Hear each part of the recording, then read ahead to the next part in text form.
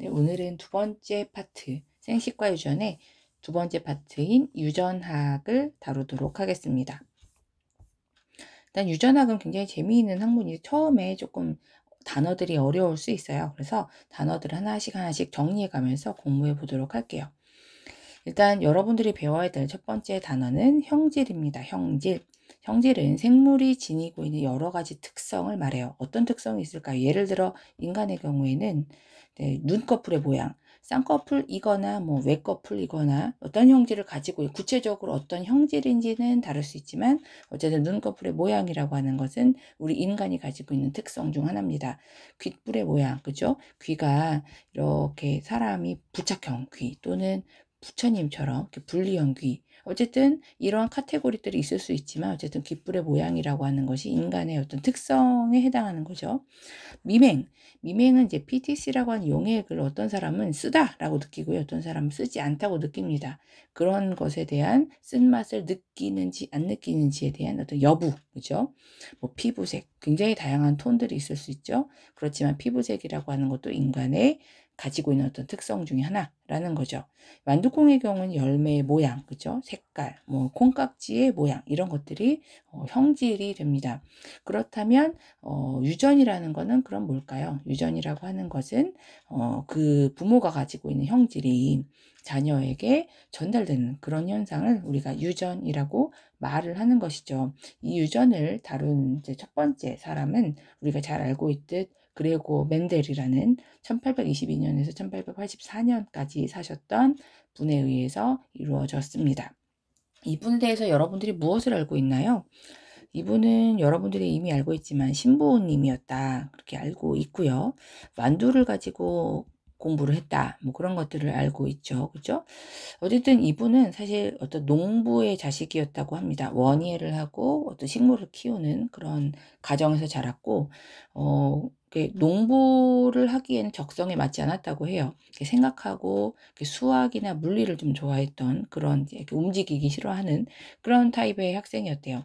그래서 어쨌든 가난한 집안이었지만 나름대로 이제 공부를 계속해서 이제 수학이나 물리학을 어느 정도 이제 배웠지만 더 배우고 싶고 했었다는 거죠. 그래서 좀 숙식도 무료로 제공되고 공부도 무료로 할 수 있는 어떤 카톨릭 성당의 신부가 되어서 그런 배움을 이어가고자 했다고 합니다. 이분이 있었던 곳이 이제 체코라고 하는 곳에 어떤 한 수도원이고 굉장히 미식의 도시였다고 유명하다고 해요. 근데 보통 유럽에 있는 성당을 가면 그 성당마다 이렇게 유명한 음식들이 있어요. 예를 들어 포르투갈의 어떠한 성당에는 에그타르트가 유명하다, 이런 것처럼 이 멘델이 머물고 있었던 수도원도 굉장히 미식으로 유명했던 곳입니다. 그래서 어쨌든 식재료가 많이 필요하고 큰 온실이, 그러니까 채소를 재배하기 위해서 있었다 이거죠. 그래서 그러한 온실을 기반으로 해서 이 사람이 어떤 연구를 하게 되었느냐, 생물이 가지고 있는 형질이 자손에게 어떠한 방식으로 전달될까, 이러한 의문을 해결하고자 했다고 합니다. 특히 이 사람이 베이스가 수학이나 물리였기 때문에요, 어떤 통계적인 어떤 접근에서 이 문제를 한번 해결해 보고자 했던 생각을 했다라는 거죠. 자, 그래서 일단 그 당시에 유전에 대한 사람들의 생각은 어땠는가 먼저 한번 따져볼게요. 이 사람이 살았던 19세기 사람들은 어떻게 생각을 했냐면, 부모의 형질이 물감처럼 섞여서, 여기 그림에 보면은 파란색 물감과 빨간색 물감을 섞었더니 보라색이 나오는 것처럼 파란색과 빨간색 부모를 섞어주면 보라색 아이가 태어날 것이다, 이렇게 약간 그런, 왜냐하면 이 당시에 세포도 잘 몰랐고 세포 안에 핵이 무슨 역할을 하는 건지도 잘 몰랐고 염색체 DNA에 대한 것은 아무것도 몰랐거든요. 그러니까 그냥 추상적으로 부모의 어떤 것들이 이렇게 피가 섞이듯이 아이에게 전달되는 것이 아닐까 생각했다라는 거죠. 그렇지만 사실 멘델은 나름 농부의 집안에서 태어난 사람입니다. 나름 식물도 키워봤고 어떤 베이스가 식물을 잘 알고 있었다라는 거죠. 내가 키워봤더니 사실 그렇게 유전 형질이 섞이진 않더라, 그죠? 예를 들어 두 송이가 있습니다. 그 송이를 이제 교배를 했다고 해서 뭐 색깔이 섞인다거나, 콩이 노란 콩, 초록 콩이 있는데 그 콩이 뭐 연두색 콩이 된다거나, 그런 어떤 섞이는 일들이 그다지 잘 나타나지 않았다라는 거죠. 자, 그래서 이 사람은 연구를 자기가 해봐야겠다라고 생각을 했다고 하고요. 어떤 생물체를 골랐느냐? 그것은 이제 완두라고 하는 것을 골랐다고 합니다. 제가 늘 강조하지만, 생물학에서 어떤 재료를 선택했느냐는 정말 중요한 것입니다. 그 연구가 성공할지 실패할지를 결정하는 되게 중요한 요인이거든요. 그래서 이 지금부터 하는 것들은 멘델의 역사 이야기, 그리고 멘델의 연구 논문을 읽어가는 과정인데, 멘델이 논문에 왜 완두가 그렇게 중요한 것이었는지, 그런 재료였는지를 설명한 것을 여러분들이 잘 이해하도록 했으면 좋겠어요. 자, 그래서 여러 가지 이유가 있습니다. 뭐 여러 가지 이유가 있는데 하나하나 살펴볼까요? 일단요, 만두는 기르기 쉬웠어요. 이거는 체코 브루노, 실제로 멘델이 근무했던 성당이 있는 지역이라고 합니다. 이 지역에 가면 이런 티셔츠도 볼 수 있대요. 그래서 뭐 멘델의 티셔츠. 어쨌든 이 지역에 대한 어떤 기후를 제가 인터넷에서 찾아봤고 그냥 긁어왔는데, 브루노라고 하는 지역은 온대 대륙성 기후로서 조금 추운 편이다 이렇게 되어 있어요. 그리고 이제 우리가 완두에 대한 것도 찾아봤는데, 완두콩은 서늘한 기후를 좋아한대요. 그래서 이 시기에 심으면 이제 좀 서늘한 기후에서 잘 자라더라. 그러면 이제 완두는 브루노라고 한 지역에서 굉장히 키우기가 쉬운 그런 식물이라는 거죠. 그게 이것이 장점이었겠죠. 또 완두는 세대가 짧습니다. 세대라고 하는 것은 한 사람이 태어나서 또 이제 성장해서 그 다음 아이를 낳을 때까지를 세대라고 해요. 인간은 아기가 태어나서 다음 아기를 낳을 때까지 한 30년 걸리나요? 세대가 30년인데, 이 완두콩은 씨를 심어서 그 다음에 내가 열매를 얻을 때까지가 3개월 정도니까 굉장히 짧은 세대를 가지고 있었다는 거죠. 그리고 이제 아까도 얘기했지만 통계적인 기반을 사용하려고 했기 때문에, 통계를 하려면 굉장히 많은 생물체가 필요합니다. 완두의 경우는 한 콩깍지에서도 6개에서 10개 정도가 나오기 때문에 굉장히 자손수가 많다라는 거죠. 이게 굉장히 좋은 장점이었다고 합니다. 일단 기르기 쉽다. 멘델이 기르기 쉬운 거죠. 우리나라에서 만약 유전학이 발전됐으면 완두가 아니라 다른 식물들이 재료가 됐을 수도 모르겠어요. 어쨌든 그리고 한 세대가 짧습니다. 3개월이면 세대가 반복이 가능하다. 자손수가 많다 이거죠. 멘델이 완두콩을 분석할 때 얼마나 분석했느냐라고 문헌에는 28,000에서 29,000개가 나옵니다. 28,000개를 일일이 세서 분석했다는 거죠. 그래야 통계라는 접근이 가능하다라는 거죠. 그리고 대립형질이 뚜렷하다인데, 요거는 여러분들이 잘 이해를 못해요. 대립형질이 뚜렷하다가 무슨 말이냐, 요거는 좀 이해해 보도록 하죠. 이게 지난 시간에 배웠었던 염색체입니다. 그리고 모양과 크기가 같은 엄마와 아빠에게서 온 상동 염색체겠죠. 이것은 엄마가 준 거, 하나는 아빠가 준 거, 이렇게 따져봅시다. 그리고 염색체 위에는 유전자가 있었어요. 그래서 이쪽 부분을 우리가 눈꺼풀에 대한 형질에 대한 정보를 가지고 있는 유전자라고 생각을 해볼게요. 그리고 이 아래쪽에 있는 얘는 예를 들어 귓불 형질에 대한 정보를 담고 있는 유전자 지역이다 라고 볼게요. 그리고 이것은 이제 그 형질이, 눈꺼풀 형질이 또 무엇이냐, 서브 카테고리는 다를 수 있잖아요. 엄마는 나에게 눈꺼풀에 대해서 쌍꺼풀이라고 하는 정보를 줬어요. 아빠는 나에게 외꺼풀에 대한 정보를 줬어요. 만약에 엄마는 귀뿔에 대해서 부착형이라는 형질을 줬어요. 아빠는 나에게 분리형 귀를 줬어요. 이게 지금 귓불 형질의 모양입니다. 지금 보면은 얘는 이제 부착, 얘는 이게 분리가 되어 있죠, 그죠? 그래서 그런 형태란 말이에요. 그래서 그렇게 되어 있다라고 합시다. 자, 그러면 이걸 우리가 뭐라고 하냐면 대립 유전자라고 하고요. 하나의 유전자에 대해서 세부 카테고리 요 대립 유전자들이 만들어내는 것을 우리가 대립 형질이라고 합니다. 근데 이 대립 형질이 간단한 것이 있고 간단하지 않고 뚜렷하지 않은 경우들이 있어요. 예를 들어서 굉장히 뚜렷한 대립 형질이 나타나는 것, 그게 이제 우리가 얘기하는 아까 귓불, 눈꺼풀이에요. 왜냐하면 귓불은 부착형이거나 분리형이거든요. 눈꺼풀은 쌍꺼풀이거나 또는 외꺼풀이거든요. 굉장히 간단하죠.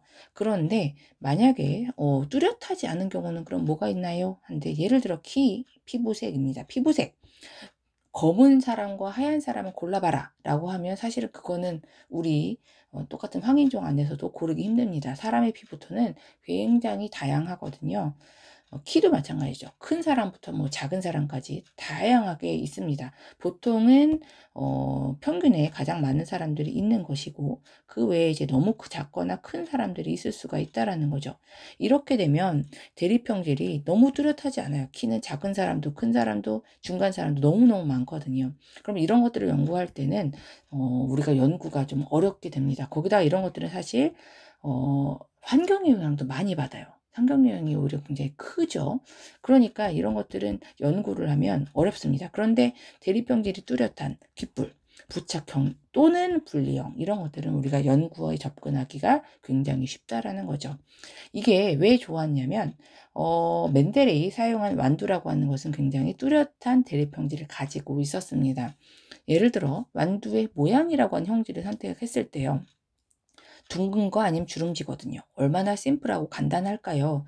만두의 색깔 황색 아니면 초록색입니다. 그런 식으로 멘델이 7가지 형질을 연구했는데 꽃의 색깔, 꽃의 위치, 줄기의 키조차도 중간 키가 없고 큰 거 아니면 작은 것, 콩깍지의 색깔, 콩깍지의 모양, 그죠? 이런 것들이 굉장히 심플하게 되어 있더라 이겁니다. 자, 그래서 대리평질이 굉장히 뚜렷하다. 라고 하는 뜻을 좀 이해해 주시기 바라고 만두는 대리평질이 뚜렷했기 때문에 실험 재료로 굉장히 알맞은 재료가 됐다라는 거죠. 자, 그리고 이제 마지막 이유입니다. 교배가 자유롭고 자가 교배가 가능하다인데요. 실질적인 이유였어요. 멘델은 쥐를 처음에 연구하고 싶었다라고 문헌에는 그렇게 적혀 있네요. 근데 쥐를 연구한다는 것은 쥐가 이제 감당이 안 되죠. 패스트를 옮길 수도 있고, 그리고 이 사람이 신부였기 때문에 사실 쥐를 교배시킨다는 게 좀 불경한 일일 수 있었을 것 같아요. 그러니까 실질적으로는 식물이 가장 적절한 선택이었던 것 같죠. 그리고 식물이라 치더라도 자가교배는 쉽지 않습니다. 자가교배라고 하는 것은 식물은 암술과 수술이 있으니까요. 자기 수술에 나온 꽃가루가 자기 암술에 수분될 수 있죠. 이게 이제 자가교배예요. 자기 스스로 자기 집에서 교배가 일어나는 거죠. 타가교배는 다른 집, 그러니까 다른 꽃이 또 있더라. 그럼 그 꽃에서 나온 꽃가루가 이렇게 옮겨지는 거죠. 뭐 벌이나 나비를 통해서. 근데 일반적으로는 생물은 타가교배를 좋아합니다. 타가교배를 하고자 해요. 왜냐하면 그것은 여러분들이 제가 수업 시간에도 예를 들었던 것 같은데요. 나라는 이소리라는 사람이 저라는 사람이 있습니다. 근데 제가 쌀 알러지가 있어요. 그래서 쌀을 먹으면 죽기 때문에 보통 예를 들어서 보리를 먹고 살고 있었어요. 근데 내가 만약에 자가교배, 내가 자웅동체여서 자가교배로 나와 똑같은 자식들을 수없이 낳았다는 거죠. 그럴 경우에 어떤 아이가 나오냐면 전부 다 쌀 알러지를 가진 자손들이 나올 겁니다. 행복하게 잘 살고 있었는데 갑자기 쌀이 멸종된다 이거죠.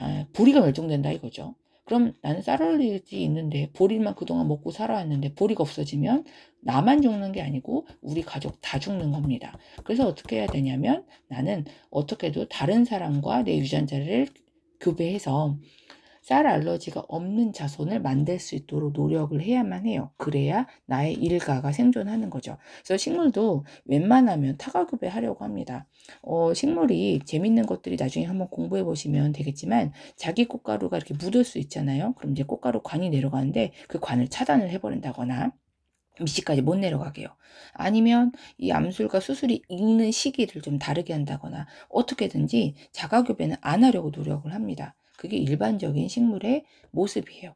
그런데 이게 독특하게도 콩과 식물, 완두콩을 비롯한 얘네들은 모양 자체가 약간 이게 좌우대칭이죠. 그죠? 상황이 불리하면 보통은 타가수분 하는데 상황이 불리하면 꽃을 닫아버려요. 딱 반으로 접어버리면서 자가수분을 합니다.